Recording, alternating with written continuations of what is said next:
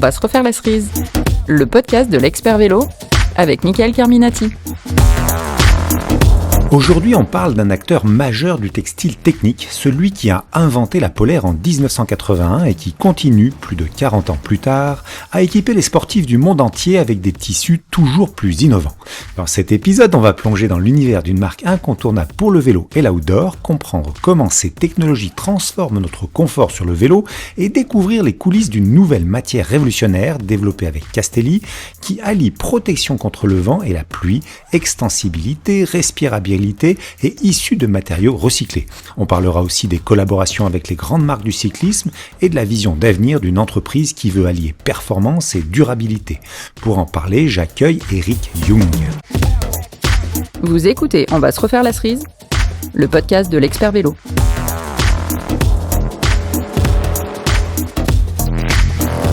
Salut Eric. Bonjour. Merci d'être venu ici à Grenoble. Avec grand plaisir. Alors, tu as quitté la chaleur marseillaise pour trouver, ça y est, le froid automnal de l'Isère. Hein. C'est ça, c'est le choc, mais c'est là où Polartec intervient, donc on est bien.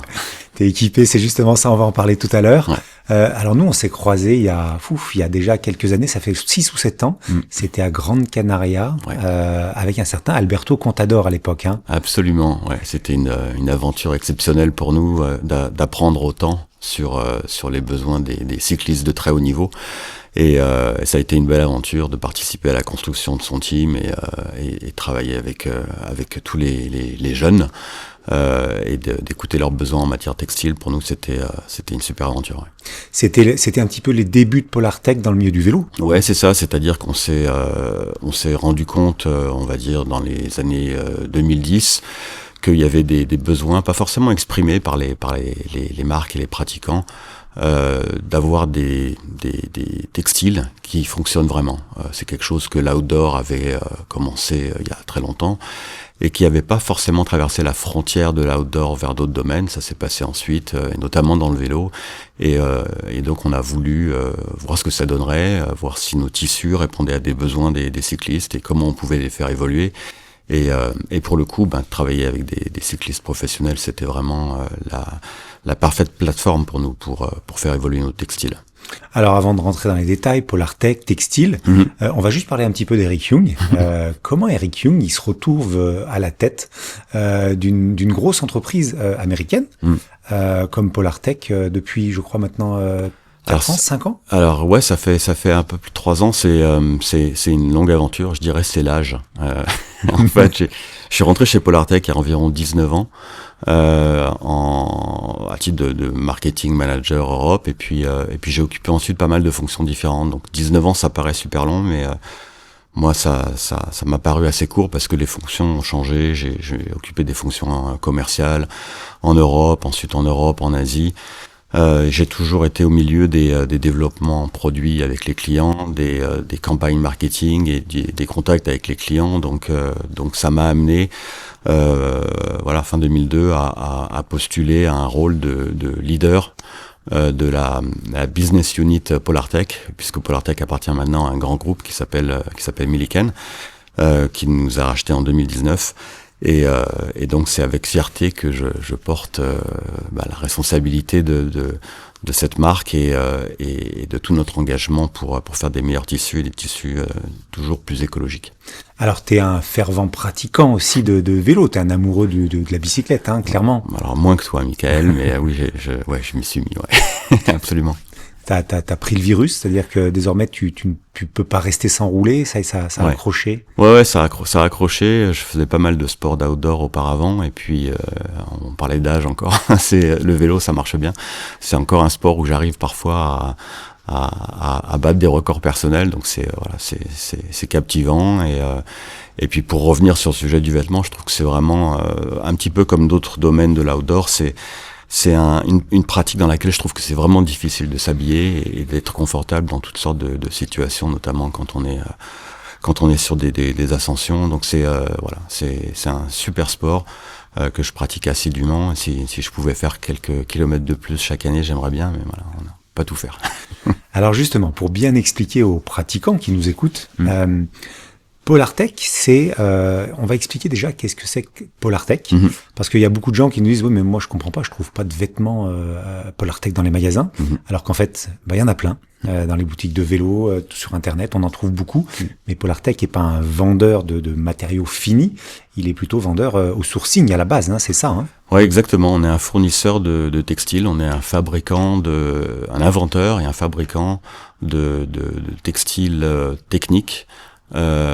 Et durable, c'est-à-dire qu'on intervient en amont des marques de vêtements, qu'elles soient outdoor, qu'elles soient uniformes de travail, de vêtements militaires ou de vêtements pour le cyclisme. On est un petit peu au centre un peu de cet écosystème qui consiste à apporter des solutions textiles à nos clients. Et donc on parlait de l'invention de la polaire qui date de 1981. Derrière ça, Polartec a continué d'innover en apportant plein de textiles qui sont rentrés un petit peu dans les habitudes des pratiquants de sport, les tissus qui évacuent la transpiration, qui sèchent vite, des polaires de plus en plus évoluées, des polaires plus respirantes et des vêtements hyper-respirants dont on parlera sans doute un petit peu plus, notamment à travers Aircore. Qui sont aujourd'hui des tissus qui sont difficiles à faire, sachant qu'on essaie de trouver des solutions qui permettent de se protéger de l'environnement, des éléments, et de garder un confort et une respirabilité qui sont essentiels pour la pratique du vélo. Justement, tu parlais de l'armée, tu parlais de toutes ces choses-là, mais le vélo occupe quelle place aujourd'hui dans votre développement ? C'est une grosse partie de votre développement ? C'est une grosse partie de notre développement. Il y a eu un virage qui s'est un peu qui s'est prononcé vraiment à la fin des années 2010, où de plus en plus de marques outdoor restaient peut-être un petit peu figées sur des acquis, et on a trouvé plus d'intérêt sur des développements textiles auprès des marques de vélo. Maintenant, il y a plein de transversalités, il y a plein de tissus qui servent à faire d'autres choses. Il y a plein de gens qui vont pratiquer une ascension à ski à partir de leur vélo au départ. Donc il y a plein on va dire d'utilisations transversales de nos tissus, mais on a trouvé beaucoup d'interlocuteurs passionnés et très intéressés pour faire évoluer le vêtement de vélo. Donc ça a pris une place importante dans nos développements textiles. Quelles grandes marques ont travaillé et travaillent avec Polartec aujourd'hui sur le textile ? Alors sur le textile au sens large, on travaille beaucoup avec toujours, puisque c'est un peu l'origine de Polartec, on travaille toujours avec des marques comme Patagonia, comme Millet, comme Mammut, comme North Face, voilà, je pourrais en citer encore beaucoup, qui ont été vraiment à l'origine du vêtement de l'outdoor. Et pour parler du vélo, on collabore avec Gobic, avec Santini, avec Castelli, avec Panormal, avec Rafa, enfin un petit peu toutes les marques que tout le monde connaît. Comment ça se passe, cette collaboration ? C'est-à-dire que vous fournissez, alors tu vas nous expliquer tout à l'heure peut-être la différence, un fil, une membrane, parce que c'est jamais très clair, mais vous fournissez la matière première, et vous fournissez aussi la technique d'assemblage, ou ça c'est propre à la marque ? Alors la technique d'assemblage du vêtement est vraiment propre à la marque. Nous, on prétend même pas donner de consignes à nos clients sur la façon précise d'utiliser nos tissus. On est en fait assez ouvert et assez intéressé par la manière dont ils vont utiliser nos tissus, parce qu'un tissu, notamment quand on vient de le créer, on ne sait pas forcément comment il va être utilisé au final, et on a vu pas mal de choses intéressantes et pas mal de détournements de certaines technologies par nos clients auxquels on n'avait pas pensé. Donc oui, on est un petit peu au milieu de l'écosystème, comme je disais tout à l'heure. Nous, notre matière première, c'est des fils, et les fils sont ensuite tricotés, puisque c'est l'essence du travail de Polartec. C'était un spécialiste du tricotage et non du tissage, et on crée des structures textiles, j'allais dire tous les jours, à la demande de nos clients. Donc c'est fournir une matière, et pour ce qui concerne les matières hyper-respirantes, donc c'est celles qui ont besoin d'une membrane qui permet de protéger l'utilisateur de plus d'éléments. Là, on fait nous l'assemblage entre les textiles qui vont à l'extérieur, à l'intérieur, et la membrane qui est au milieu, qui est prise en sandwich entre deux textiles en fait. Vous sourcez comment? C'est-à-dire que, ok, on fabrique un fil, mais pour fabriquer ces milliers de kilomètres de fils, comment est sourcé? D'où ça vient? Où est-ce que c'est fait? Où est le couturier? Enfin, pas le couturier, plutôt le producteur. Alors les producteurs de fils, il y en a un petit peu partout dans le monde. Nous, on utilise des fils très très très variés. On utilise essentiellement du polyester et essentiellement du polyester recyclé. Quand on parle de la polaire chez Polartec, je crois qu'aujourd'hui environ 70% de nos polaires sont faites à partir de déchets plastiques. Et les déchets plastiques, c'est souvent des bouteilles de plastique, mais pas que. Ça s'arrête à 70%. On était peut-être à 10% au début des années 2010, donc c'est déjà ça a été un gros progrès, quelque chose qu'on a énormément poussé, et on continue d'aller plus loin aujourd'hui avec des membranes qui utilisent des solutions biosourcées. On utilise aussi des matières naturelles sur un certain nombre de nos textiles, comme la laine, comme les fibres cellulosiques. Donc voilà, il y a toutes sortes de fils qui rentrent en ligne de compte, mais le polyester recyclé est vraiment l'essentiel de ce qu'on travaille. Quand on lit, alors vous avez inventé, il y a pas mal de naming chez Polartec, mais vous avez inventé la Polartec Alpha, le NeoShell, enfin toutes ces choses-là. Ça correspond, il y a quand même pas 20 produits, c'est à peu près 4-5 gros produits qu'on retrouve souvent. L'Alpha, ça va être notamment pour l'hiver, enfin c'est quelque chose, moi pour l'avoir essayé, voilà, c'est quelque chose qui est hyper léger, hyper ventilé, hyper chaud. Ça a révolutionné un petit peu l'univers alors je parle du cyclisme, mais de l'outdoor en général, parce que avant votre concurrence était Gore, et aujourd'hui vous avez quand même réussi à dépasser Gore dans beaucoup de milieux où vous vous battez encore à l'innovation. On est toujours, il y a toujours une concurrence et une émulation qui est importante entre les fabricants de textiles. Maintenant, c'est vrai que les solutions Gore-Tex, elles se limitent un peu à la solution de vêtements étanches, imperméables. Effectivement, avec Alpha et avec toutes sortes d'autres tissus, nous, on est très très concentré sur l'isolation et pas uniquement sur la protection contre les éléments. Donc, au niveau de l'isolation, c'est vrai que l'invention de la polaire, c'est quelque chose qui a changé la face de l'outdoor.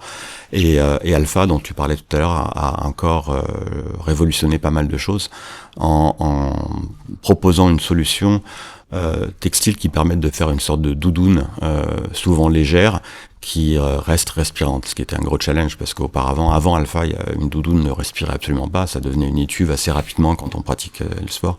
Donc on a réussi à résoudre ce problème avec Alpha au début des années 2010 encore. Eric, on a parlé de la Polartec Alpha qu'on retrouve dans beaucoup de vêtements. Quelles sont les autres membranes ou technologies surtout que vous utilisez? Si tu peux nous donner un petit peu les noms qui sont utilisés habituellement. Je crois qu'il y a le PowerShield, NeoShell. Tout à fait. On a eu effectivement Alpha qui est toujours une technologie qui est utilisée de plus en plus dans le vélo, de par ses qualités de respirabilité pour faire des doudounes légères.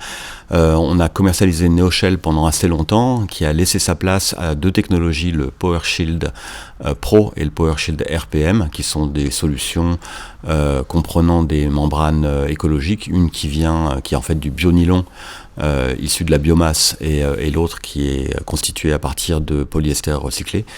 Et puis on commercialise donc depuis le mois de septembre une nouvelle technologie qui s'appelle Aircore et qui est utilisée exclusivement par Castelli. Est-ce que les fabricants de textiles, Rapha, Castelli, prennent la peine d'expliquer leur membrane ou leur tissu pour que le pratiquant final s'y retrouve et puisse... Parce qu'aujourd'hui, il y a quand même une certaine difficulté. Alors, je parle pas pour les pratiquants peut-être un peu plus chevronnés, mais souvent les débutants ont du mal à choisir une veste. C'est-à-dire que typiquement l'automne, il fait quand même des journées chaudes, les descentes de col commencent à être fraîches. C'est toujours un peu compliqué à s'équiper. Est-ce que vous avez mis en place une sorte d'assistance, de guide pour les pratiquants?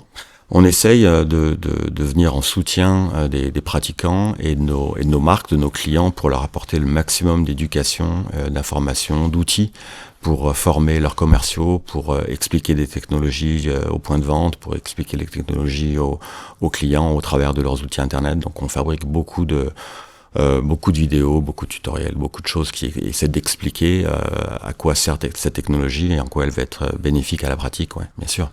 Quelle part de votre innovation passe dans la composition? C'est-à-dire que On sait qu'une marque qui innove, c'est une marque qui est toujours un petit peu en avance et qui du coup arrive à proposer toujours des solutions à ses pratiquants. Vous, cette part d'innovation, elle représente beaucoup.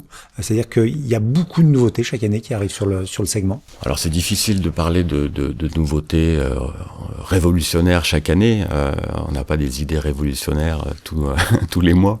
Non, mais en revanche, ce qui est vrai, c'est que le marché est très demandeur de nouveautés, et que la pratique du sport est toujours demandeuse de solutions plus exigeantes, que ce soit pour se protéger des éléments climatiques l'hiver, mais maintenant l'été, parce qu'on a quand même des problèmes à résoudre aussi au niveau de la chaleur.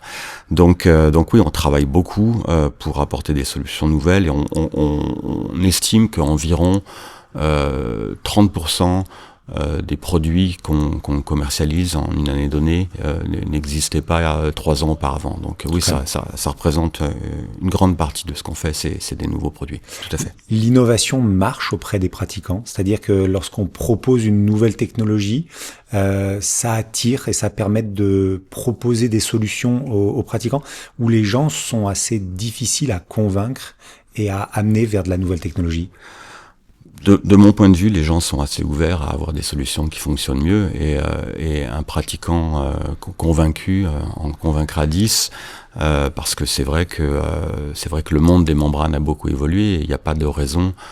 Je regarde mon téléphone aujourd'hui, il n'y a pas de raison qu'une technologie qui a été inventée il y a 40 ans ait pas pu être supplantée par quelque chose d'un petit peu supérieur aujourd'hui. Donc je crois que oui, il y a vraiment une attente, et il y a un accueil assez favorable de tout ce qui est technologie nouvelle. Au-delà des technologies, ce qu'on nous demande beaucoup, c'est de faire parfois des tissus qui existaient avant, mais de les faire de manière plus écologique. D'accord.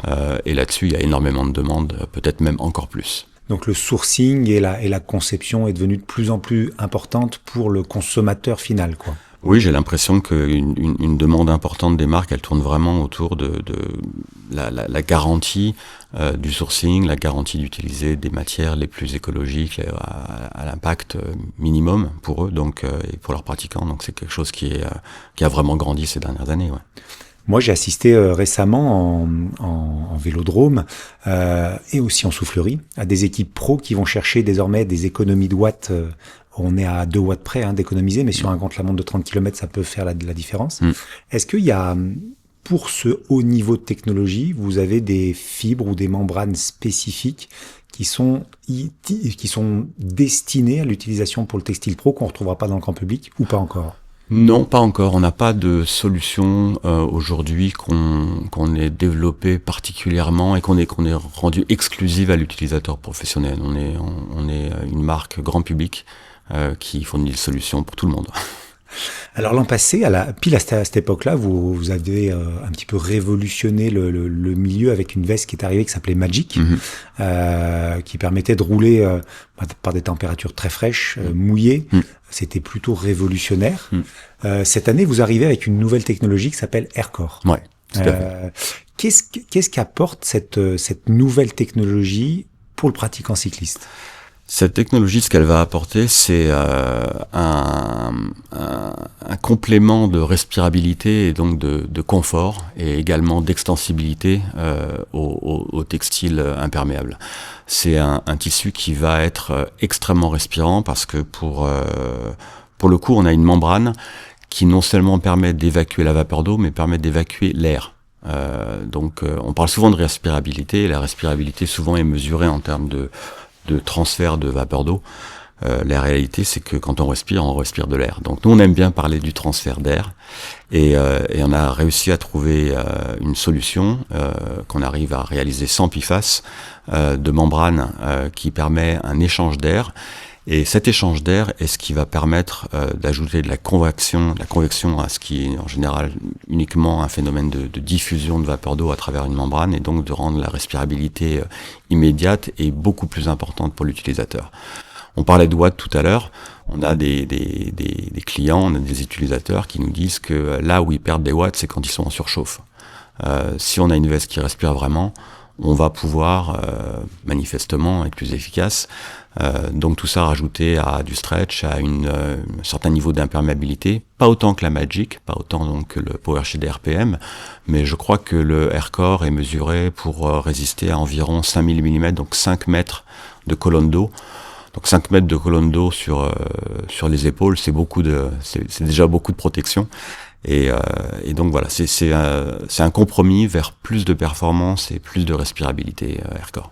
Ce challenge de réussir des membranes sans PFAS, on va pas trop s'attarder là-dessus parce qu'on aura un podcast spécifique plus tard. Mais est-ce qu'il a été compliqué, il a été nécessaire pour les industries, alors vous en particulier, mais tout le monde, de revoir son process de production en détail?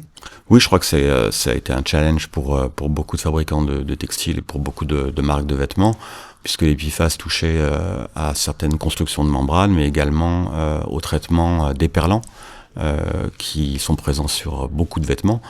Donc ça a été un challenge évidemment technique pour nous de sortir des PFAS, mais on est sorti des PFAS, je crois, à la fin de l'année 2021 pour avoir des solutions qui sont entièrement sans PFAS et sans compromis sur l'efficacité des textiles. Est-ce qu'il reste encore dans l'industrie des choses qui polluent? C'est-à-dire que, est-ce qu'il y a des choses qu'on va s'apercevoir dans 10 ans en disant, pétard, ça on l'a toujours utilisé, on savait pas que ça polluait, ou aujourd'hui les sourcings bioéthiques sont vrais et sont vraiment pertinents et performants?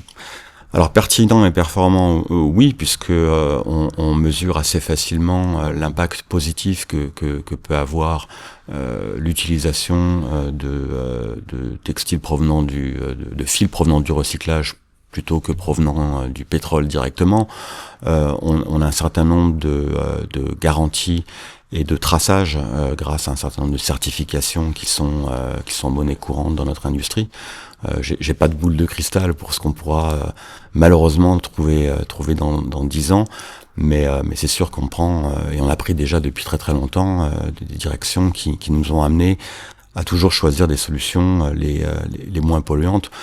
Notre partenariat historique avec Patagonia, avec qui on a inventé la polaire recyclée, un partenariat qui continue encore aujourd'hui, l'atteste, c'est qu'on est vraiment un des leaders du textile écologique aujourd'hui. Sur cette nouvelle technologie Aircore avec Castelli, comment a été la collaboration? Il y a eu des échanges en amont de leur manière à eux de concevoir les différentes pièces. Comment ça se passe une collaboration comme ça avec une grande marque? Alors sur l'exemple de Castelli et de Aircore, c'était vraiment une demande de leur directeur du produit, qui était c'était un brief produit tout simplement, de nous dire voilà, j'aimerais bien avoir tel niveau de respirabilité, tel niveau d'imperméabilité, tel stretch, parce que j'aimerais bien faire cette veste idéale. Donc c'était vraiment une collaboration qui partait d'un brief client. C'est pas toujours le cas. Le plus souvent, je dirais que on aboutit à un textile en collaboration avec une marque, souvent en arrivant avec un concept peu abouti en général, où on montre quelque chose qui ressemble pas forcément tout de suite à un textile à une marque. Il y a quelques marques avec lesquelles on collabore beaucoup, et puis on avance ensemble. C'est-à-dire que le retour de test de leurs utilisateurs va être qu'il faut faire telle chose ou telle chose sur le tissu pour le faire évoluer, et on aboutit comme ça à une innovation textile, souvent en partenariat, en échange. Mais pour le cas de Castelli, c'était vraiment une demande spécifique. Quels sont les axes que vous priorisez pour une collaboration avec une marque? Tu l'as dit tout à l'heure, tu travailles avec justement des jolies marques aujourd'hui, c'est des jolis noms, mais est-ce qu'il y a quand même un petit cahier des charges de votre part pour sélectionner une marque? Je dirais pas forcément, parce que les demandes de tissus techniques et écologiques proviennent de toutes sortes de clients. Viennent-ils de l'outdoor, du vélo, ou même du lifestyle, ou du militaire, ou du workwear. Donc on n'est pas forcément dans une sélection de tel segment de marché, mais on va plutôt essayer de trouver une intersection entre ce qu'on est capable de faire, ou ce qu'on pense être capable de faire, et ce que le client demande. Je pense que c'est plutôt cette intersection qu'on cherche. L'alpha, par exemple, on le retrouve sur beaucoup de marques. Et puis, il y a certaines technologies qu'on retrouve qu'avec certaines marques. Est-ce qu'il y a des verrous de brevet? Est-ce que quelqu'un peut acheter justement une membrane ou un fil et dire il n'y a que nous qui l'utilisons? Alors, le plus souvent, quand une membrane ou qu'un tissu est créé avec un client spécifiquement, il arrive souvent que ce client ait une sorte d'exclusivité ou de primeur pour commercialiser ce tissu sur une durée d'1 an, 2 ans, 3 ans. C'est quelque chose qui est assez, je dirais, logique. Souvent, notamment quand l'idée est partagée, c'est quelque chose qu'on fait relativement souvent. Pour le cas d'Alpha, c'est un exemple sur lequel j'aime bien en parler parce que c'est un tissu qui a été créé au départ sur un brief très spécifique de forces spéciales armées. Donc on est très très loin du sport et de l'outdoor pour le coup. Et puis c'était quelque chose qu'on avait le droit d'utiliser, on va dire, dans d'autres secteurs d'activité. Il n'était pas confiné à une utilisation pour une quelconque force armée ou autre. Et on s'est dit, il y a peut-être une solution qui peut convenir aussi pour la pratique de l'outdoor et du vélo. Et on l'a proposé et ça a mis un petit peu de temps à s'installer. Mais une fois que les utilisateurs ont compris l'intérêt d'avoir une doudoune légère et respirante, c'est parti, il n'y avait plus de limite, quoi. Alors tu le disais tout à l'heure, il n'y a pas de boule à facettes, mais quelles sont selon toi les orientations futures du textile? Alors tu l'as dit, l'éco-responsabilité, c'est un point hyper important. Est-ce qu'il y a d'autres contraintes ou innovations vers lesquelles le textile va tendre dans les années à venir? Une demande qui semble vraiment récurrente aujourd'hui, c'est de réutiliser les déchets créés par l'industrie textile. Donc ce qu'on appelle le textile to textile, et sur toutes les lèvres, c'est sans doute un sujet dont on parlera dans les conférences auxquelles on assiste aujourd'hui à Grenoble, parce que il y a un vrai problème écologique du déchet textile, et il y a toute une économie circulaire à monter. Et on travaille beaucoup sur ce sujet-là, et je pense que ça va être certainement un des enjeux à venir. Sans avoir de boule de cristal, je pense que c'est quelque chose qu'on voit déjà poindre et qui va être important. C'est un coût important en termes de modification des outils de travail pour vous, lorsqu'on fabrique du fil, d'aller chercher du sourcing recyclé ou de le fabriquer soi-même? Je ne sais pas comment ça se passe. Ça l'a été au départ parce que on va dire la qualité, non pas en bien ou mal, mais les spécificités du fil provenant du recyclage étaient particulières, c'était très très compliqué au début. Au début, quand on a créé la première polaire recyclée, c'était vraiment complexe. Il y avait beaucoup de pertes, beaucoup de casses de fil, etc., beaucoup de déchets. Et puis on a collaboré avec les fabricants de fils et on a réussi à trouver des solutions. Donc les choses se font pas en un jour. Mais au début ça a été compliqué. Maintenant, aujourd'hui ça l'est pas. Aujourd'hui on utilise de manière vraiment presque anodine un fil recyclé plutôt qu'un fil provenant de sources virgin, comme on dit. Merci Eric d'avoir passé un petit peu de temps avec nous pour nous expliquer ça. Pour conclure, qu'est-ce que Polartec apporte aux cyclistes? C'est-à-dire que quand on est cycliste, pourquoi choisir des vêtements avec des membranes ou des fils Polartec? On a une grande expérience de la pratique de sport en extérieur. Donc on a 40 années d'histoire de fabriquer les tissus les plus efficaces pour les pratiquants de sport extérieur. Donc on espère pouvoir appliquer ça au vélo, et on a des retours positifs de nos clients et des utilisateurs. On essaie d'apporter des vêtements plus efficaces, dans lesquels on sera plus confortable, peut-être plus performants, et des vêtements qui dureront aussi plus longtemps. Le site Polartec, polartec.com. Tout à fait. On vous retrouve bien évidemment sur tous les réseaux sociaux. Et bien sûr, mais pas TikTok. C'est un choix volontaire. C'est un choix.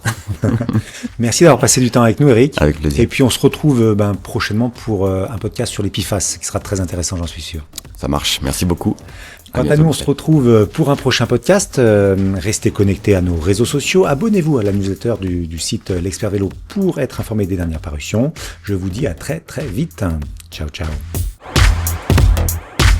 Retrouvez toute l'actualité de l'Expert Vélo sur www.l'expertvélo.com.